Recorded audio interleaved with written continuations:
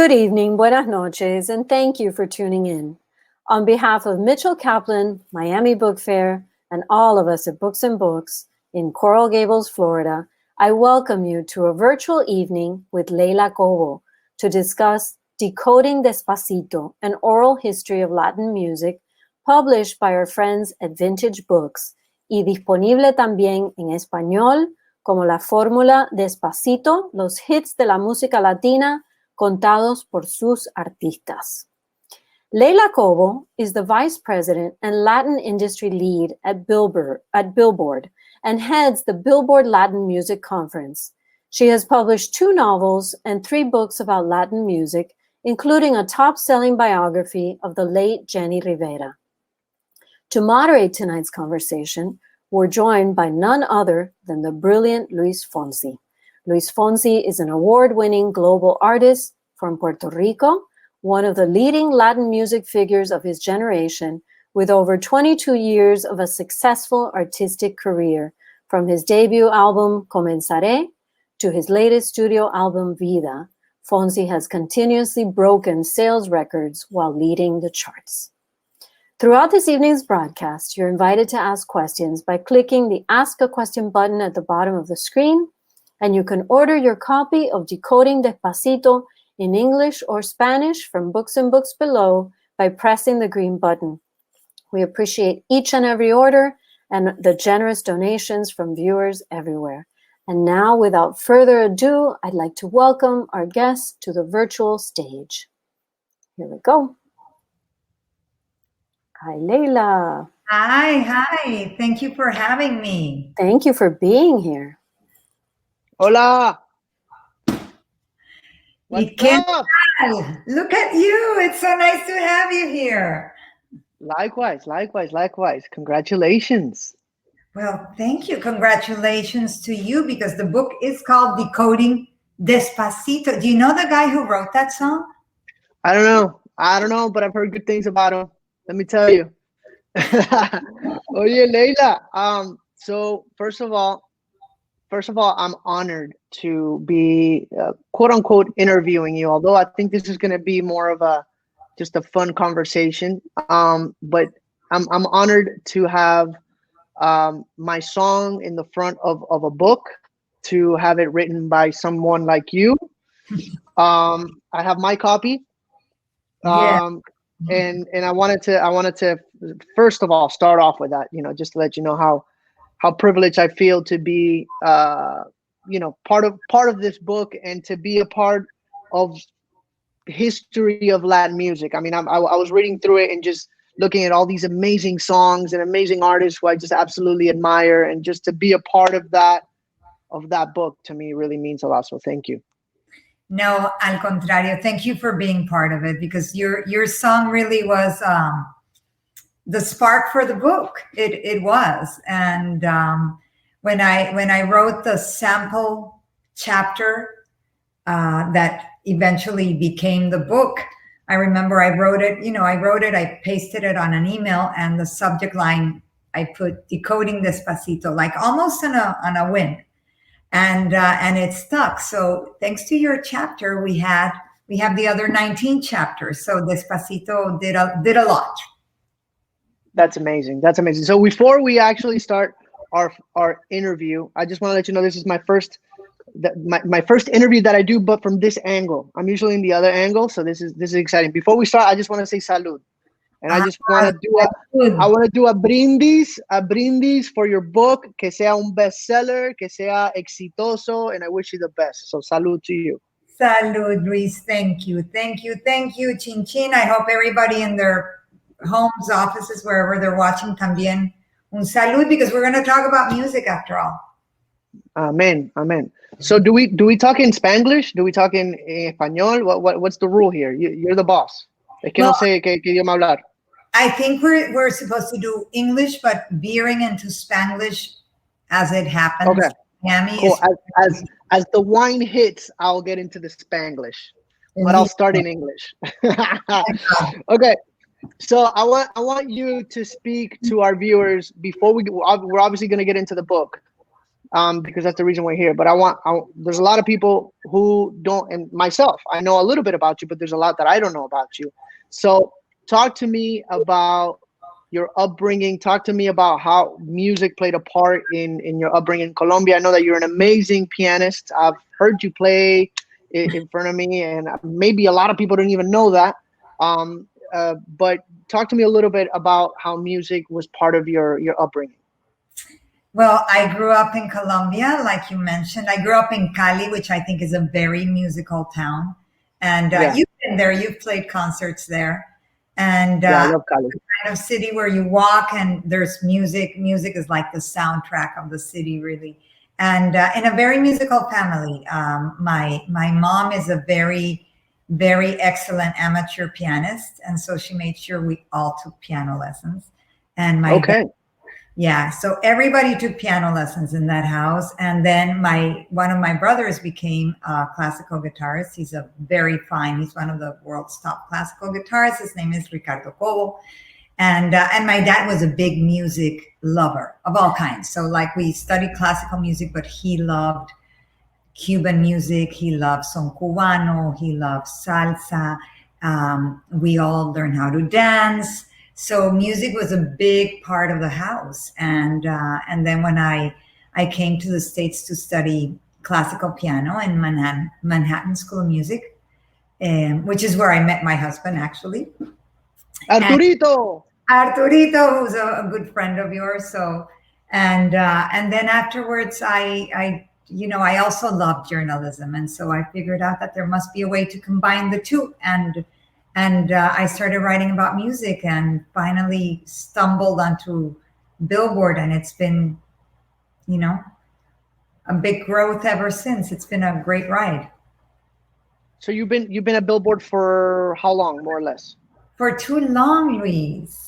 No, not too long. Come on, we need you there. We love you there. For 20 years, ¿te imaginas?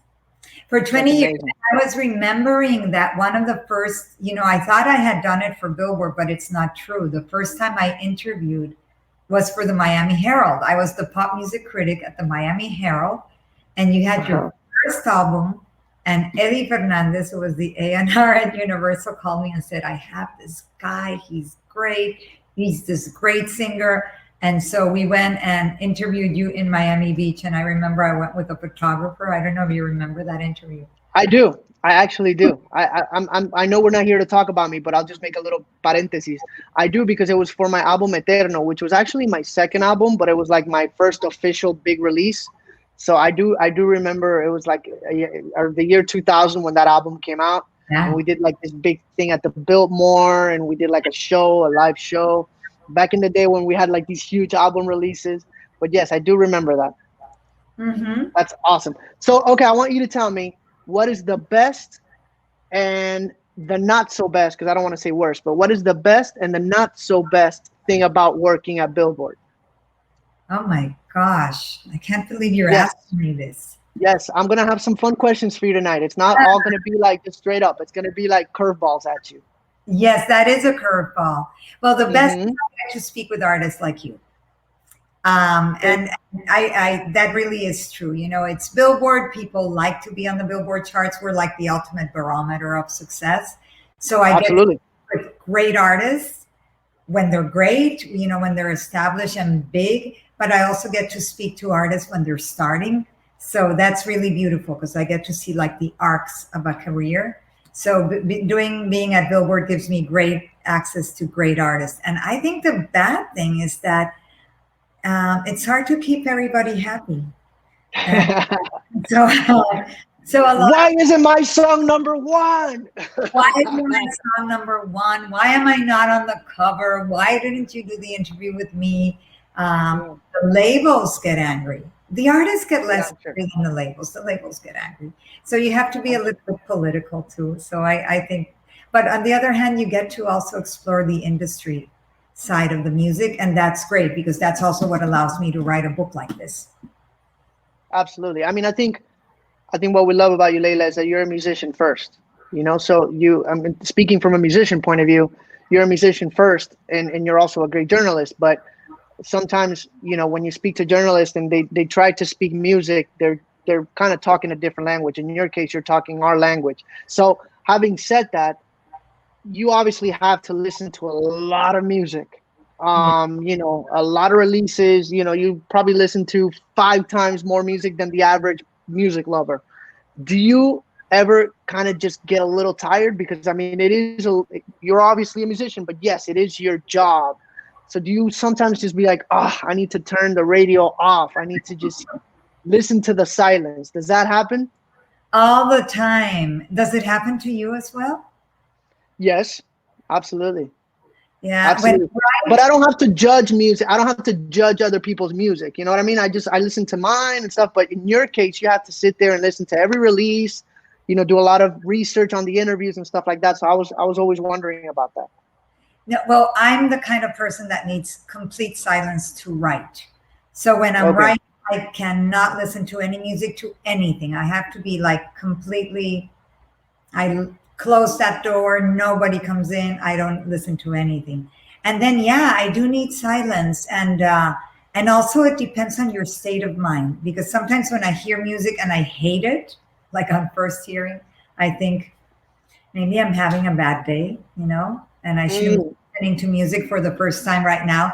So many times I wait like for an hour and then I'll come back to it to see if my mood has shifted. So have you ever completely whiffed on a song? Like, have you ever, and I'm not going to ask you to name that song, but have you ever heard a song for the very first time and deep inside, you didn't share this with anybody, but deep inside you're like, that song is not going to do that well. But then it was like poof, a #1 hit. Has that ever happened? oh yeah, all the time. Well, I wouldn't say all the time, but it's happened. It's happened a few times. And it's happened more recently.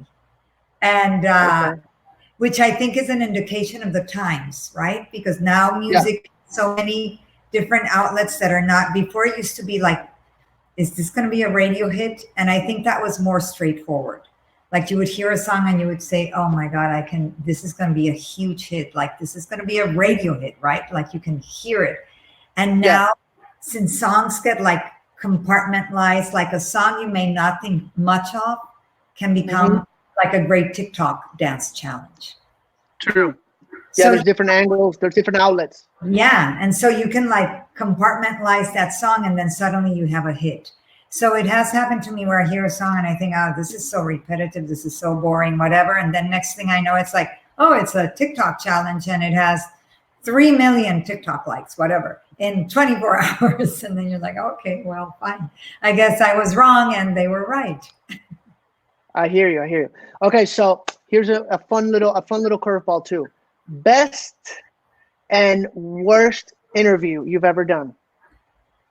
Oh my gosh. People need to know these things, Leila. This is very important. We're gonna get to the book, but we have to go this path because it just makes it more fun. Well, I'll tell you the best ones. Okay. And I say ones because some of the best ones are the ones I do at the Billboard Latin Music Conference or Billboard Latin Music Week. Yes. And there is a panel that actually you've been at, which is called the Sony ATV Iconic Singer-Songwriter Panel. Okay, that's a long title. Yes.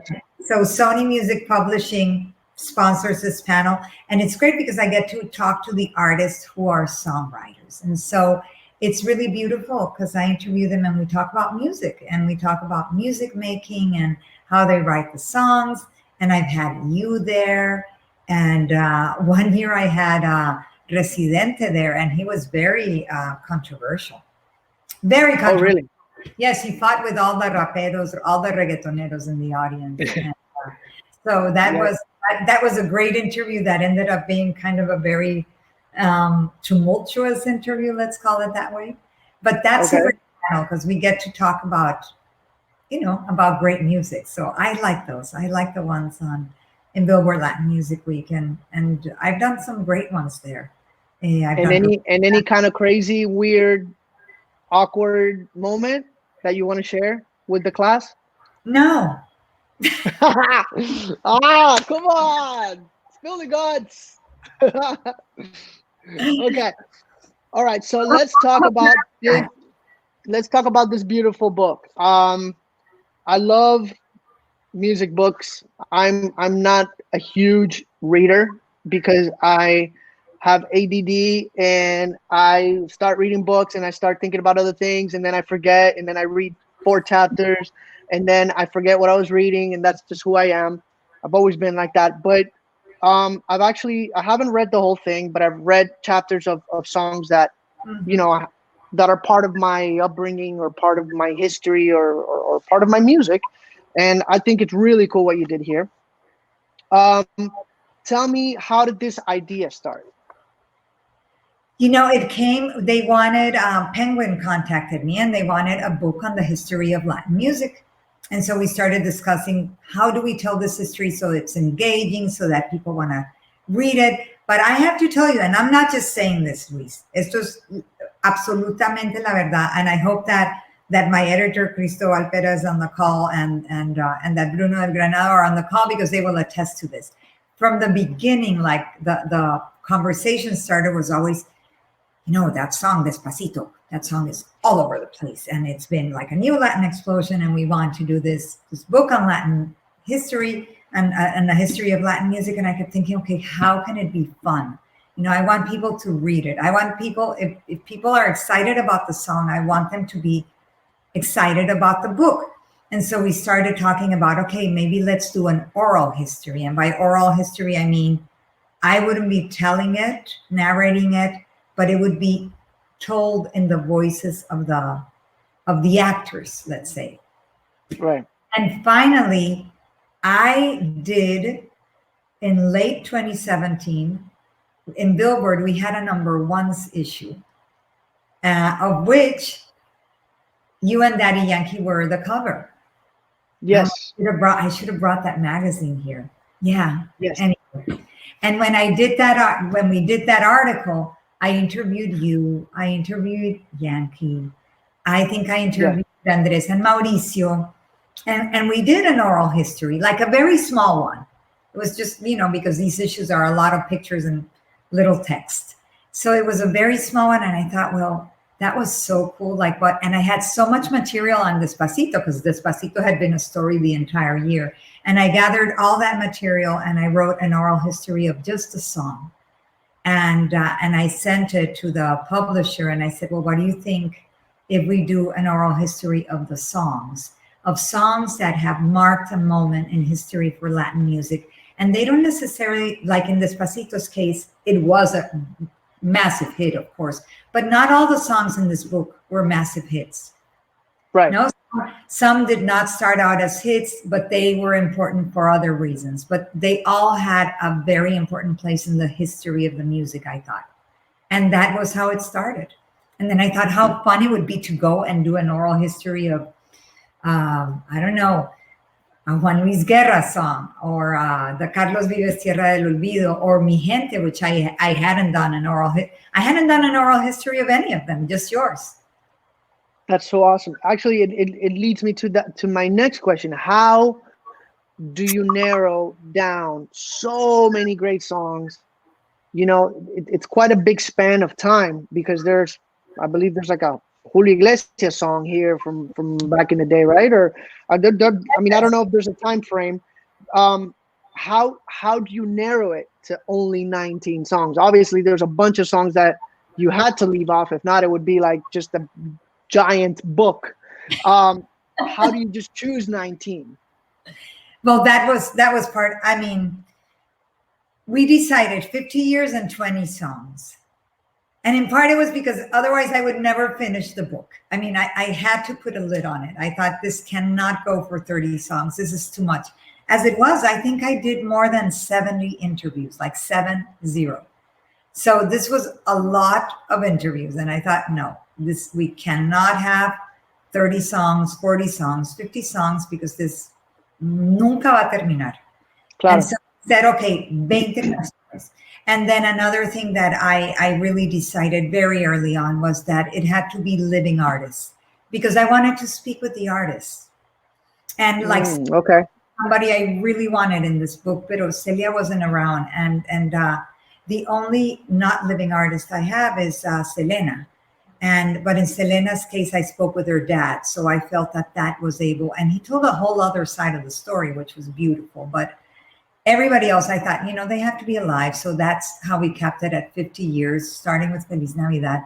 And then I just, we just like cut, we were merciless. And there were some songs that were very clear and some songs that I really wanted, but that, the editor felt this song is slightly better for readership. And so we kind of compromised. And then we were down to 20 songs, and then 12 me cayeron y quedamos en 18. And then one came in at last minute y quedamos en 19. And a lot of songs we didn't put, Luis, because they had just come out. So we wanted we had finished it at Mi Gente at the last minute. We added Malamente, but I think I'm saving it for our next book. Yeah, I mean, this could be the first issue of many more to come. So just a little parentheses. If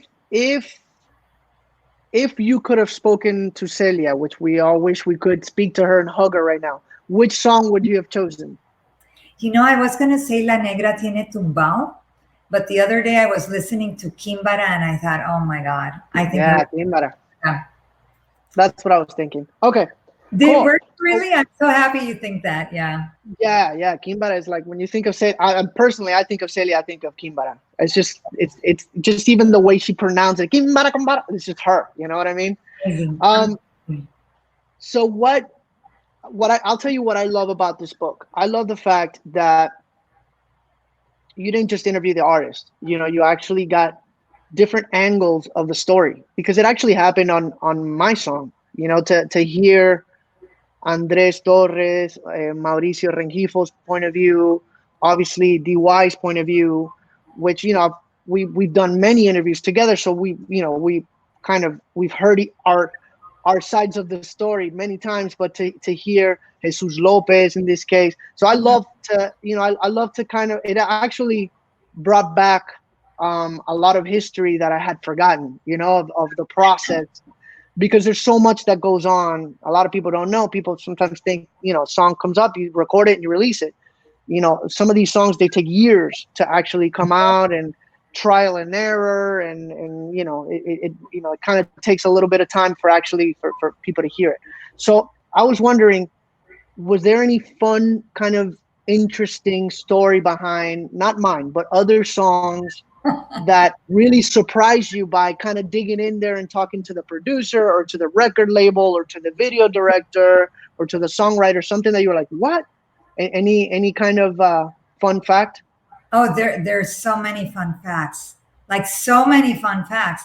The Selena song, since I just mentioned Selena, the song is Amor Prohibido, right? Which is my favorite Selena song, and which I feel is the song that really broke her.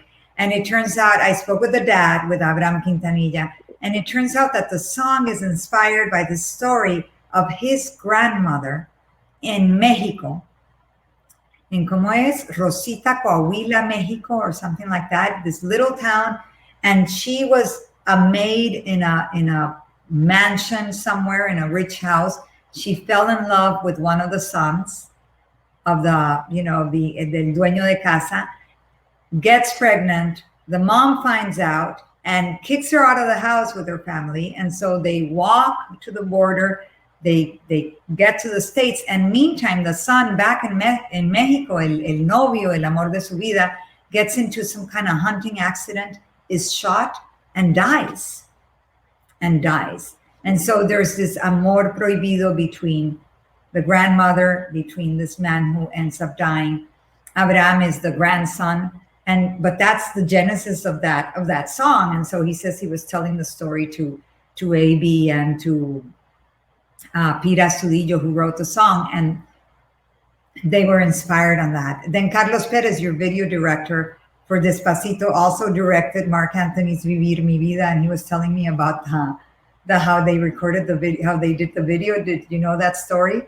I don't. No. It's tragic, but it's kind of it makes me smile. But they wanted to film the video in the streets of the Bronx, where Marc was born and raised. So Marc said, right.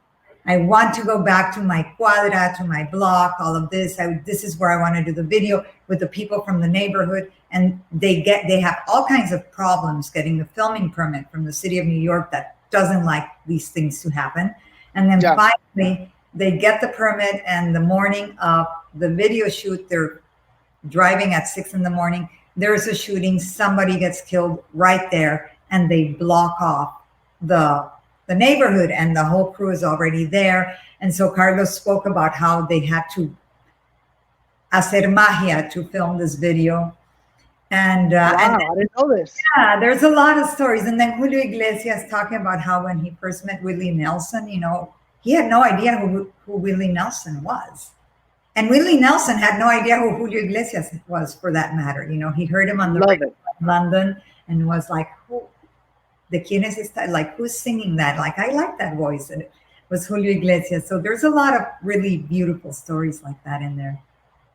I love that, and I think people will get a kick out of those stories. So, which song didn't make the cut? Which would have been the next song, or if you were to start a new book next year, what's that first song that you're gonna be like, oh, I have to start with this one? Well, there were a couple of songs that I wanted to get in the book, and then I wasn't able to find the right people. One of them was Pedro Navaja. Oh, so nice. that would make the cut. And I would definitely have something by Maná. I had, the one I had chosen was Rayando el Sol, pero I don't know if I would go for that one.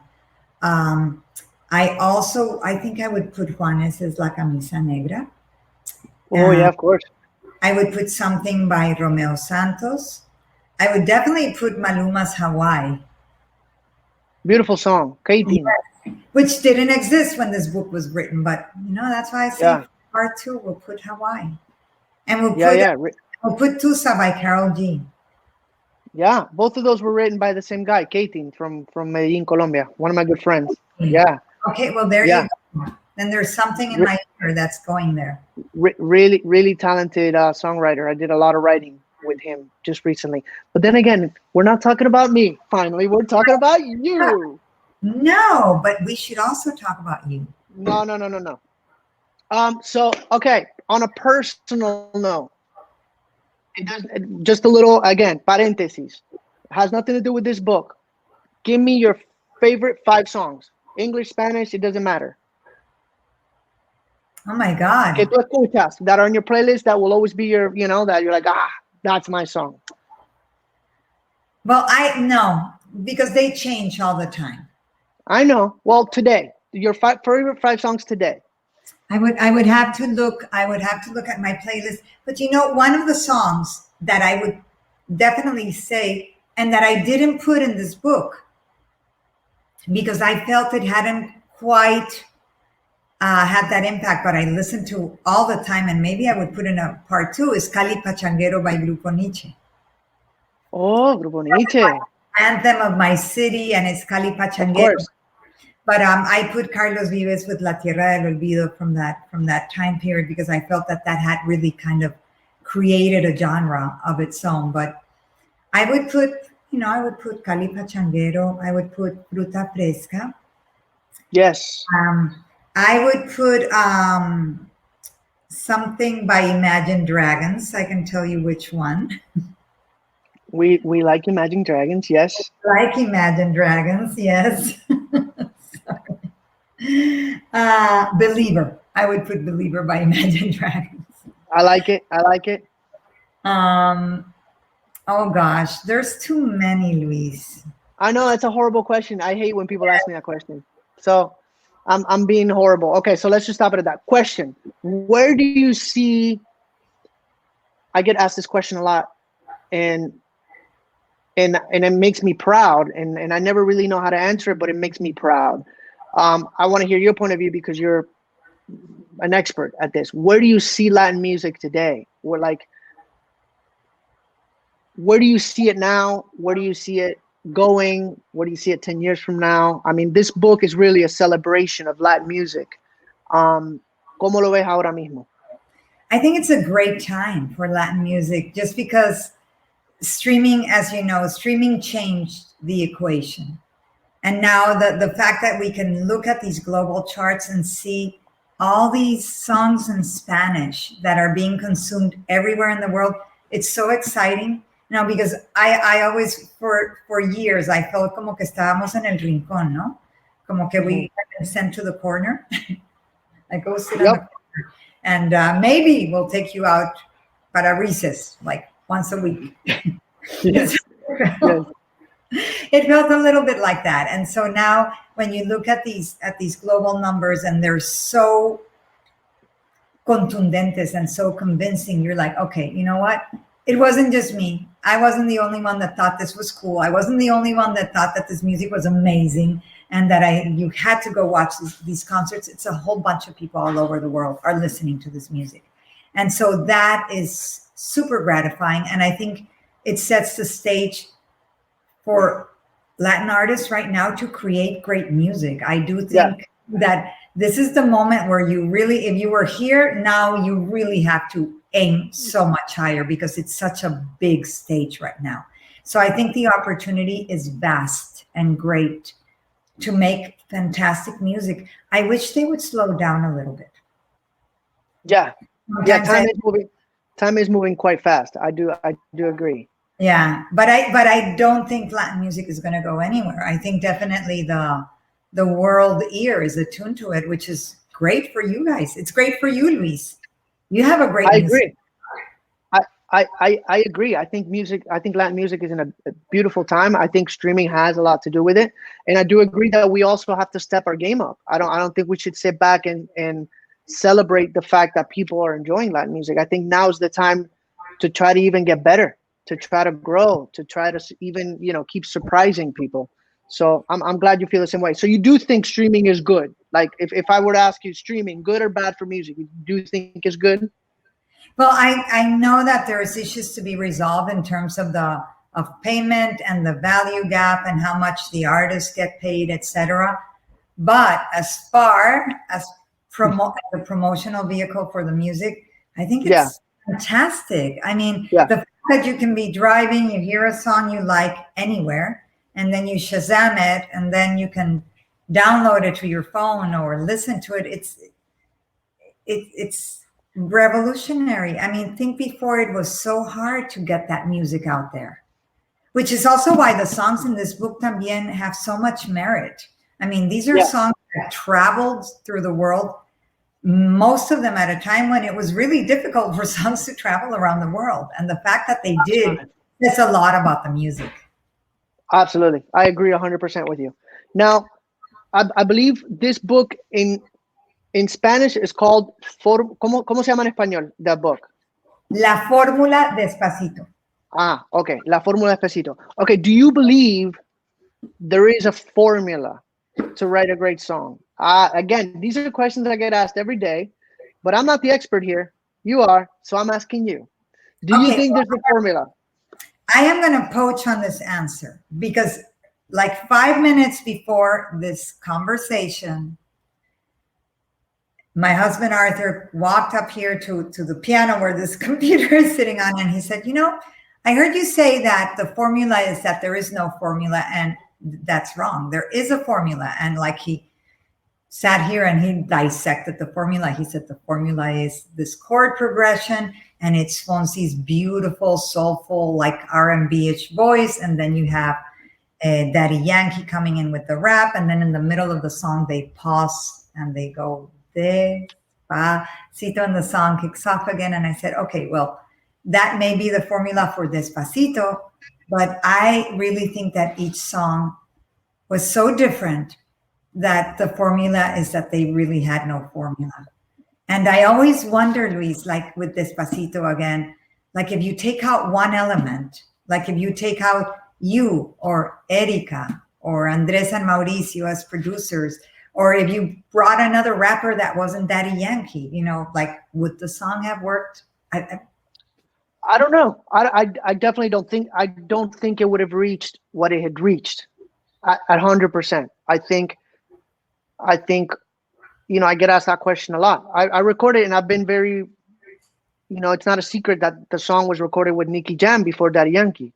Yeah, And it sounded amazing with Nicky Jam. It sounded amazing. I mean, because Nicky's come on, he's an all-star artist. But I do think, and I talk to Nicky Jam about this all the time. I do think that what Yankee brought to the table was just a special formula. You know, he just brought, with Nicky the song was a little bit more groovy. With Yankee, it got a lot more like excitement. It got more hype, which I thought the song needed. But if you take out any element, Andres, Mauricio, obviously Erika, who was there day one, Yankee. Let me even go farther than that. Cristian Nieves, who doesn't get the credit he deserves. El Cuatrista. El Cuatrista. El Cuatrista. Yeah. And again, I know this interview is not about me, but let me just say this. No, the day that I got Cristian's track, because the original recording he did in his studio in Puerto Rico. Then we went back and flew him here to Miami to record it really good, good audio. But when he did the con kinky con king king king con kinky con king king king con kinky con king, to me that ostinato, if we were to get really nerdy musically speaking, that little ostinato to me is the glue to it all. If you take that cuatro line out, the song sounds completely different. So Cristian's cuatro, just all the little details, it's the sum of it all, and it's God's grace and y el momento que era, where Latin music, what all these geniuses have done before my time, the Julio Iglesias, the Gloria Estefan, the Enrique Iglesias, the Ricky Martin, the Shakiras, what all these amazing people have done to kind of open or crack that door open. I think that had a lot to do with it. So it is truly a group, group effort. And so yeah, no, nobody can singly lift up the trophy. It's really a family celebration. It is, right? And I think it's interesting for the fans, because you and I mean, you're obviously a musician and a producer and a songwriter, and you understand the process, and I write about it. But I think fans a lot of times listen to the music and reading and knowing about the cuatro, then you hear the song and you hear it in a completely different way, right? Yeah. That happened to me with Despacito, with Gloria, when she talks about the introduction to conga and how she sampled James Brown. I mean, I had no idea all these years, and I had no idea. She told me that. She's like, yes, we sampled that scream you hear is James Brown. We sampled him. We paid for the sample. I was like, I can't believe it. I went back and I listened to it, and I'm like, oh my God, yes. But all those things I think are great, because it just also shows the love that you put in making a song. It's not just like, I'm going to write a song and record it and it's going to go up in 10 minutes. No, there's a lot of thought that goes into this. Yeah. I always say there's a million of little tiny decisions that you have to make along the way. It's like when you start doing a puzzle, like un puzzle de esto que it's like, okay, I could either go right or left, and I don't really know where it's gonna lead me, but I have to make a decision at that point. So let me go right. So and then it just kind of turns into this long path, and you don't really know where it's gonna end. But it's fun to get there. And it was all those little decisions that you made right or wrong that led to the final, success or not of the song. But it's fun. It's like you say, it's that process that makes it so special at the end of the day. Okay, so Leila, they told me we're a little bit over time. We have to take some questions from everybody who's here connected. So I want them to ask you questions. So I'm going to start reading them off to you, if you allow me to. May I just say a parenthesis? You're very good at this. You should have a podcast. Thank you. You should have an interview show. What the heck? Hey, welcome to Tonight Show with Luis Fonsi. No, that's already taken. I have to come up with a better name. So I'm going to ask a question here by Angel Zamora. It says, how was the decision to which songs made the book? Is there plans for a second one? And if so, do you know of any songs you feel should most definitely be a part of it because of not being in this first one? We kind of went over that, but I'll let you just kind of sum it up. Yeah, I like to say que son todos los que están, pero no están todos los que son. And it was really hard to make these decisions. I mean, it was like cutting arms off. So, but ultimately, the driving force was what songs really kind of changed the paradigm. Like, a lot of songs have changed the paradigm, but which were the songs that really like internationalized the music more? Because also the book was conceived initially for the US Latin audience and for a global audience. So we wanted songs that people everywhere knew about. But there were a lot of songs that I would have put, and I just thought of two more. One is A Puro Dolor, Hey. which you actually sample a bit of in your new song. But A Puro Dolor was, and in fact, when I interviewed Omar Alfano, who wrote El Gran Varón, he said, pero aren't you no vas a poner A Puro Dolor? Y le dije, Omar, A Puro Dolor va a quedar for the next one. But A Puro Dolor is one that I would have put. Marco Antonio Solís, Si No Te Hubiera Sido, like it's sat on my list forever, and I was so like loath to take it out. Yeah, I can name a few. I can say, look, I can say Querida de Juan Gabriel. Sí, pero it was easier because como Juan Gabriel había muerto y dije, You're right. No one's going to speak for Juan Gabriel. Eso me parecía como sacrilegio. Entonces, completely right. Yeah. I can say, I'm thinking of songs as a fan. Hold on. Alejandro Sanz, Corazón Partido. Corazón Partido, for sure. Corazón Partido would come in. But we can do this. We can do this all night long. There's so many beautiful songs. Okay, this is a really cool question. So it's by Luis Zapata Jr. And he says, first, thank you both for your time. And my question is, currently in this reggaeton pop phase, we see baladistas, merengueros, y rockeros adapting to this new subgenre of popular music, reggaeton pop. So what do you think it will take for those genres to once again flourish? And or will this new fusion of music, reggaeton pop, force them to evolve into other subgenres? Wow. Interesting question. I'm going to answer, but then you should answer that too. I think that rhythmic music or reggaeton, music that has reggaeton as a base, I don't think that's going to go anywhere. I think people really like it and they dance to it and they can connect very quickly. But I am seeing more pop music lately. And I think it's going to come back. I really do, in the sense that music is always cyclical. And I'm starting to see more pop songs and more pure pop artists, like not reggaeton infused, not reggaeton pop, but just pop. I've seen more of them popping up in the chart. So I think that's going to happen. I don't think reggaeton is going to go anywhere, though. I don't think it's going to go anywhere. I think it's like hip hop. Yeah. It's here to stay. Yeah, I agree. Those are my 2 cents. My 2 cents is that I think reggaeton, I love reggaeton. I listen to reggaeton. I'm a fan of it. I'm happy to the fact that it has influenced other genres. In my case, I'm a singer.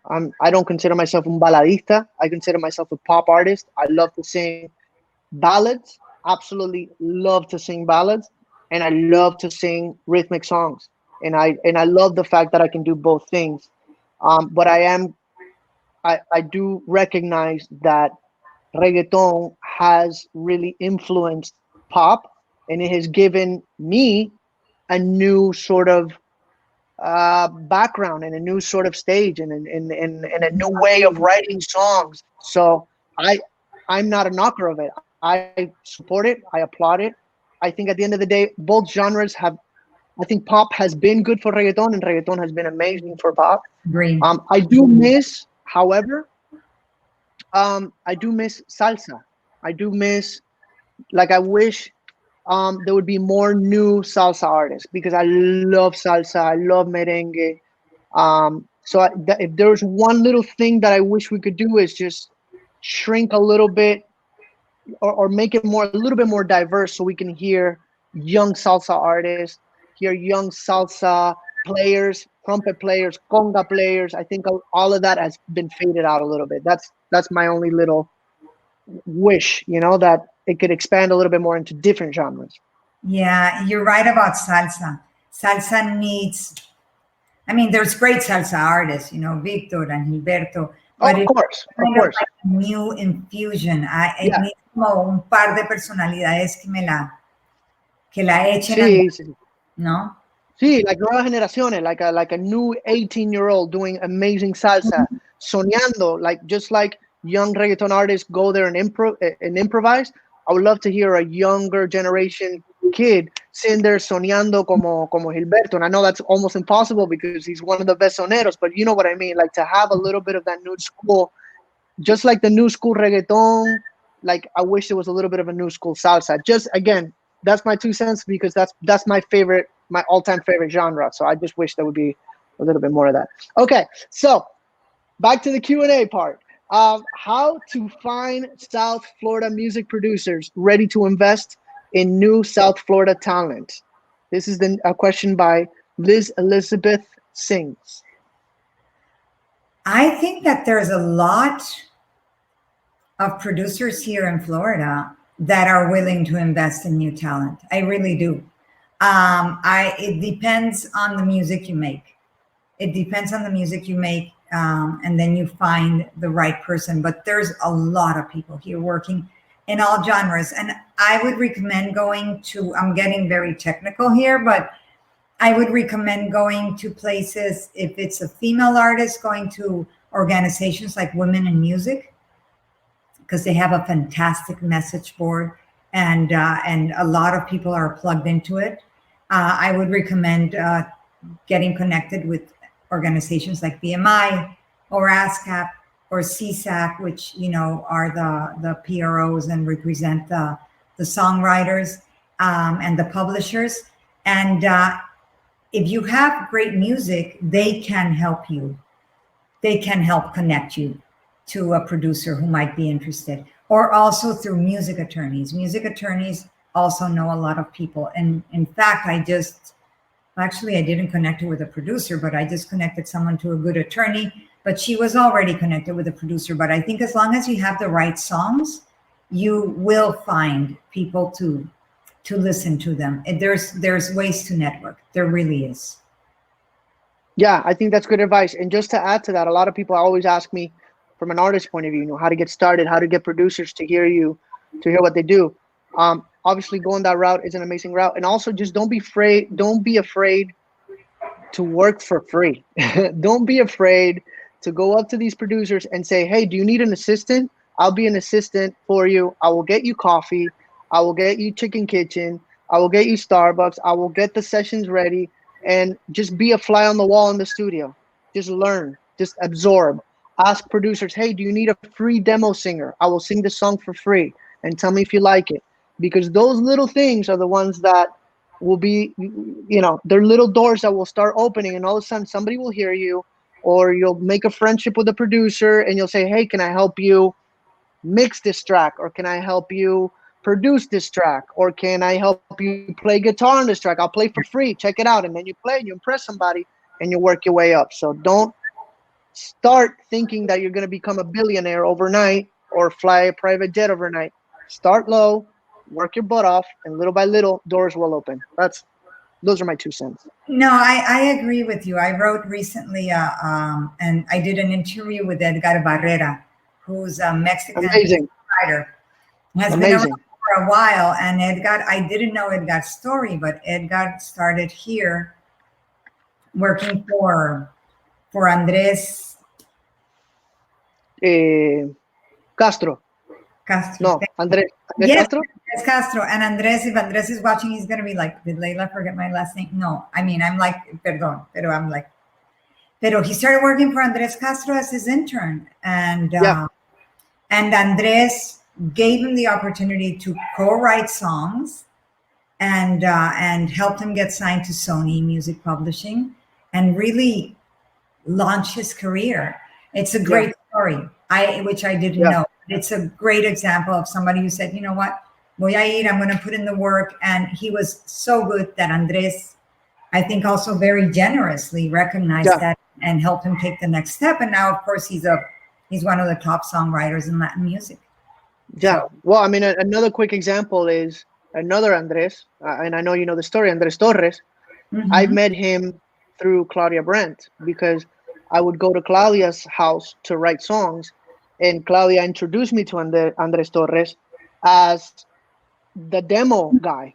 He would go in there and just do really quick demos. Like in 1 hour, he would just do a demo, and we would write like 3 songs in a day, and we would finish the first one. I would sing a scratch vocal, and he would do a demo while we were writing the second one. And then he would do the demo. I would do a third one. We would do a demo, and these demos started sounding so amazing that one day I said, "Hey, let's write and let's produce a real song in more than just 1 hour." And now he's my go-to guy for the last 5 years. Pretty much everything I've done has been through him. So, you know, if you have the talent, you will always float to the top. You know what I mean? Talent floats to the top. In between talent and hard work, it does happen. Yeah. So let's do one more question here from Jackie S. What do you do to prepare for interviews with artists? How did you prepare for your book?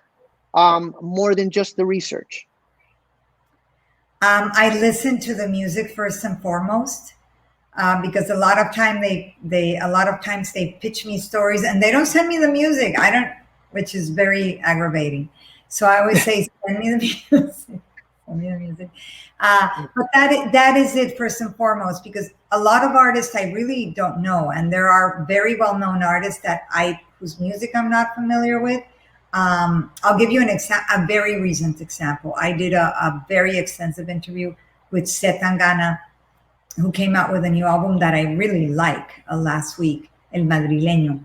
And I heard the entire album, of course, but I really didn't know that much. You know, I had heard bits and pieces of his music, even though he's interviewed for this book, actually. But I had to go back and listen to his older music. So first and foremost, I listened to the music. And that really, if I don't know anything else from the music alone, I can do, I think, a good interview. But I do like to see what else has been written about this artist, like find out a little bit about the background. And if there's nothing to be found, because sometimes there isn't, then I think the best interview is just going and asking. Like, who are you? Where did you come from? Like, why do you do music? Who played music? You know, like you just did now with me. And am I doing a good job? Am I doing a good job as an interviewer? You are doing a great job. Billboard has an opening now if you want to apply. Yes? Yes. Okay. Do you guys have medical insurance for my whole family? Please? We also, and dental insurance. We have dental insurance. I need it. Okay. So we're going to do the last question here. It's from Mia or Maya. I'm going to say Mia because I am Latino. Which version? It actually has to do with a little bit with the Latino thing. Which version, Spanish or English, of the book would you recommend? It seems like the book was written in English with an English focus, like this interview being in English, but the songs are in Spanish. So do you recommend a specific version? That's actually a great question.